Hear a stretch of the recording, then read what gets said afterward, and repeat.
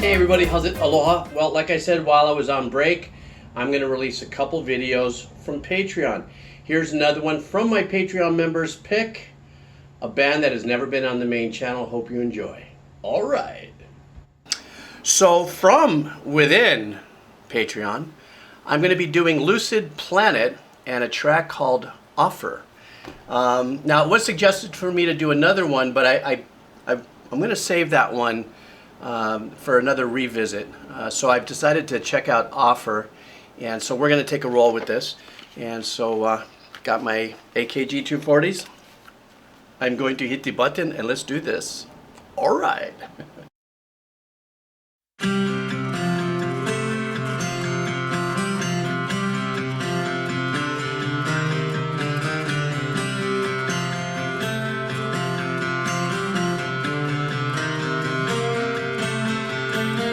Light on the hill, a chance to reconnect it by yourself. A wall built within. If freedom's past a life, a chance to know my own way.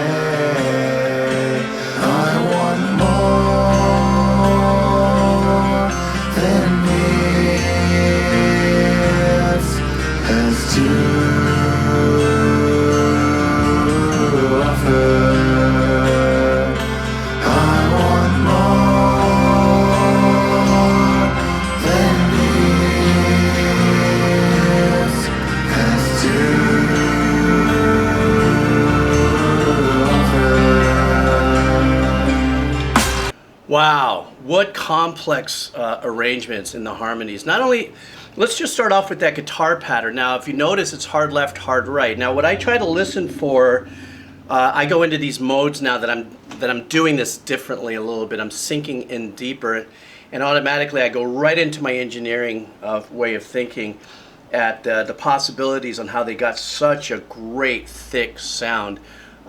Today's day and age, you know, there's technology where you can use outboard plugins. Back in my day, it used to be called outboard gear. And, you know, you can double. You can actually manipulate a single guitar pass to sound fat, rich, and thick. I think most engineers and most bands will agree that doubling, physically playing the same exact part, is what gives you a lot more deeper dynamics and opportunities with the engineer to mix. That being said, it really does sound like this was doubled, but what I'm listening for are little nuances that might separate the tracks. And either these guys are playing absolutely perfect note for note, or it's also possible that based on miking, you may have seen in videos and stuff, sometimes there's two mics on a guitar, you know, a condenser, then there could be like a ribbon mic or another mic a little further out, and that gives the possibility to go hard left, hard right. But I don't know, so I'm not going to say, but I'm just going to, how I just said it was more like, sounds freaking great. These are how I think it could have happened. Now the melody comes in, and what I love about this is that the particular picking pattern that's being played on the opening guitar really leaves itself open to modal interpretation, Phrygian, Dorian, and all the other Ians, Geebzian. But when he came in with his melody, he hung really tight to a pocket that when his notes hung out, they felt exhilarating yet haunting. Okay? And so I really was drawn into that. And then after the second, maybe after 4 bars worth of singing, repeating the melody, it sounds like, but then way in the back, there seemed to have been like a long vocal, like a whole note arrangement. So something that just went, while the melody was still going. And then, of course, they just clobbered me when it came to the harmonies that were thrown on as this arrangement moved forward. But not only with the harmonies that came in were complex, but when the bass line came in, as the bass line is changing, you might think they could have stayed with the obvious root of that and let it kind of drone out Tool is very famous, for that kind of work and letting a particular note be the obvious drone. But in this case, not only with the movement of the bass that gives the chord, the arpeggiation, that the guitar playing a completely different chord, what's the word I'm looking for? Structure, perhaps. But the choral arrangements that went behind it were so rich and so thick that it was, to me, this is an absolutely wonderful, presentation. First time I've ever heard of this band, and I don't even know if this is their best song on the album or not, or maybe this is a standout, but this was just so far just wonderful. I can't think. I forgot who it was that turned me on to this. So let me go back a little bit and let's keep moving.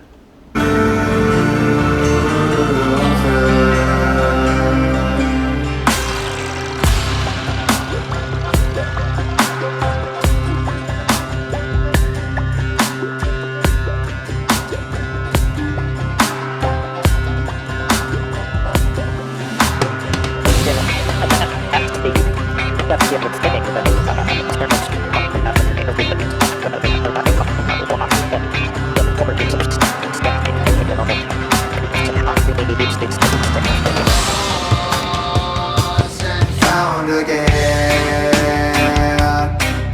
embracing new horizons, foreign lands. The time drawing near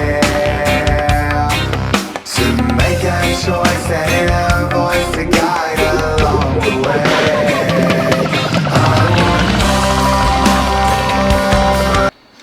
They just took us through two completely different styles of music. For me, the way I heard it, I'm an old composer, so I don't have a broad knowledge of how many styles are out in popular music and stuff like that. But when they pulled off that section that came in and they got right into that technical aspect where there was a sequence going on in the back, and they were also hanging on that drone note, that ding, ding, ding, ding, ding, ding, and then I don't want to say it's a rapping thing, but it kind of reminded me of a little of a Coolio style, the really fast rapping and stuff. Okay, so I'm sitting there going, okay, I'm going to settle into this and see where they go, and I start to lock into it, and I'm hearing a little bit of the, the more of the influence of the, let's just say it's the experimental techie crossover that they applied here, and then all of a sudden they hit us with this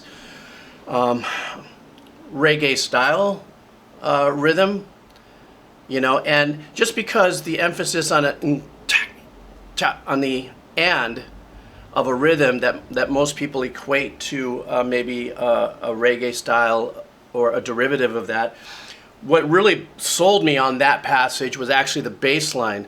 So if you listen to the bass that was being played through that section, that's what sold me on going, wow, now they just got us on reggae.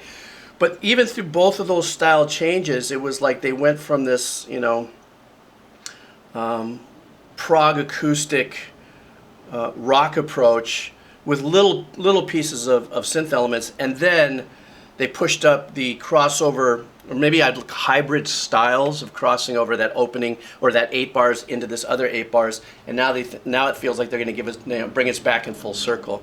So this is a wonderful so far. This is a wonderful journey for me to bringing, the way I feel it, bringing me through these different styles thus far. Okay, so let me go back a little bit.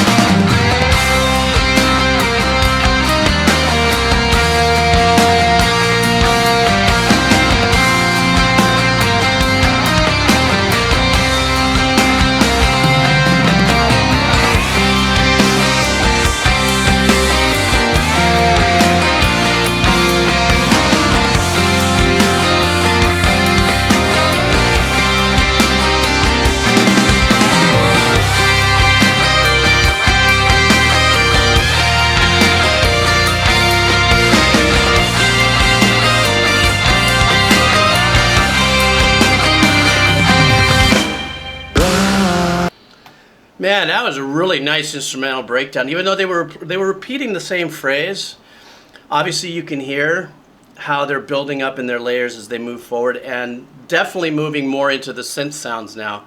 Obviously the melody that they were playing in the first half of that instrumental was like a light synth pad and line going on, and then they definitely, you know, threw up a little hotter of, I guess you want to call it again, this hybrid EDM prog rock kind of vibe,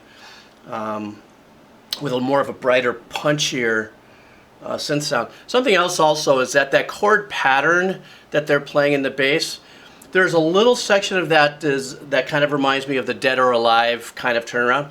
In a Dead or Alive, you know, the chord changes that come around through that. But what's really cool about what they do is they play a little bit of a measure syncopated trick on it. So where you think it's going to come down, they hang on for an extra beat, and then they do that little turnaround at the end of the measure. You know, that kind of gives me that feeling. It kind of throws it off, but that's what I kind of felt with it. So let's continue on here.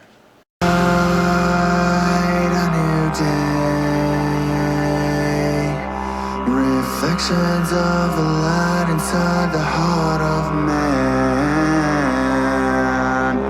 illuminates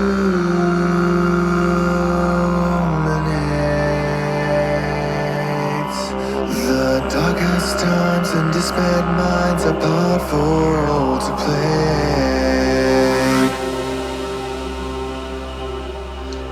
Now, doesn't that sound like a didgeridoo back there? I mean, oh, I think this might lead into another song. My bad. Yeah, I think it does. Okay, well, I'll probably catch a little heat from that one. But at the very end of that, it sounded like a little bit of a didgeridoo that was happening there. And I couldn't tell because, you know, I've heard didgeridoo many times, but it sounded like a didgeridoo. I was listening to hear a little more breathing inflections on the performance of that. But this Lucid Planet actually gave me a very universal Lucid experience for my first listen.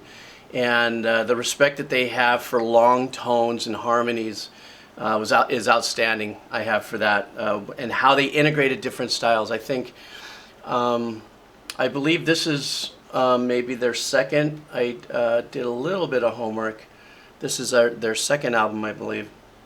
I'm not sure, but you know, please leave me comments for those of you who know what the history of the band is and stuff. But I really liked this prog rock hybrid style crossover approach here. And from the looks of it, I'm looking at Spotify here, and from the looks of it, it looks like, well, at least the top 5 here from, I just typed in, or got the link, it's Lucid Planet. This is actually the shortest one, and there's others that are longer. So I look forward to going back and circling back and getting on their trip on this, because I really dug it. You know, and also me, when I have fun, sometimes I pick up my guitar and I just play the tracks that I like. This is one of those tracks that I'm probably going to go back and I'm probably going to dig into and just kind of riff around and play and enjoy, you know, rinsing with it a little more. Anyhow, I want to thank you guys here on Patreon so much for your hanging out.